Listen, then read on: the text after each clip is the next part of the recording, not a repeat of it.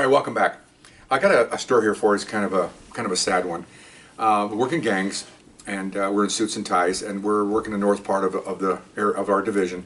And a lot of hills up there, and there's rival gang members and rival gangs and gang members up and down different places.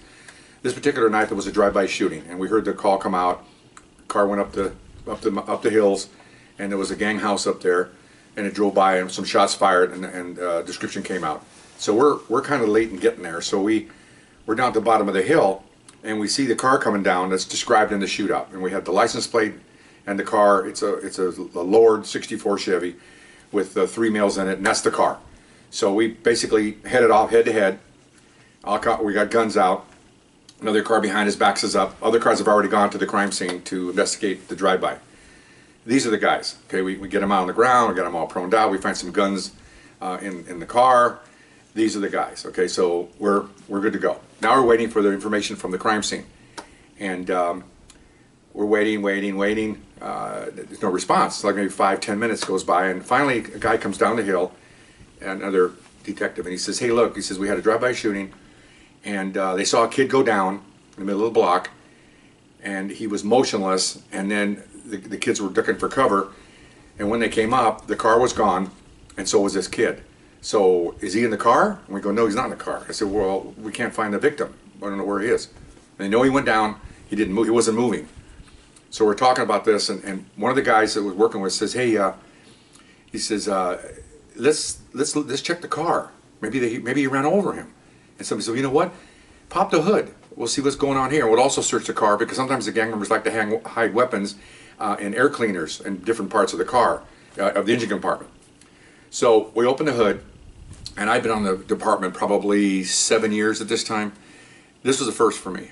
Okay, the hood went up, and those Chevys have a lot of engine room. Okay, they're not like it is now where the engines are cramped in there. It has room on both sides of the motor, over the shock absorbers and all that. In the driver's side, in the engine compartment, was the victim. 16-year-old kid, Latino, unfortunately, looking up. His eyes were open, and a look of shock on his face, and he was dead. Okay, and we looked in even further with our flashlights, and from the waist down, there was nothing left.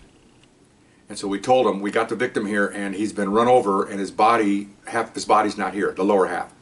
So guys are going, "Okay, Roger." So some guys are driving up the street, and we're looking in the car, and other units were responding, said they found a leg, they found a foot from the scene. It's about maybe, I don't know, a quarter mile from the shooting scene to where we stopped and made the car stop. And what we got the story from some people that actually saw what happened. These are people that sit in their homes, like most people looking out the window watching the violence, is that they drove by, shot the kid, he went down, a lot of shots were fired. They made a U-turn because it's up in the hills, and they came back, they raised up the car, because it's on hydraulics, ran over the kid, dropped it down, and took off. And so they basically ground him down all the way down the hill, and by the time we got there, he's already grounded off. Even his hips were gone. I mean, it was amazing. So we held the crime scene, detectives rolled out, and they spent greater part of the evening, along with the coroner, picking up body parts all the way back. And it's not as if it's like one big clump. It's like, it's being scraped off. So it's like, a piece there, a piece there. So they had to close off the street. He had yellow tape everywhere. It was unbelievable. I mean, I know they didn't get out of work till like 4 in the morning. We were relieved earlier with other units, but pretty sad. And so a couple of younger detectives there working with me and with us. A couple of them got sick because it was a sickly scene. I mean, it's not sanitary. He's there and he's still dripping. He's bleeding out. So it's pretty sad. So that was a sad one, and that's Gang Activity 101.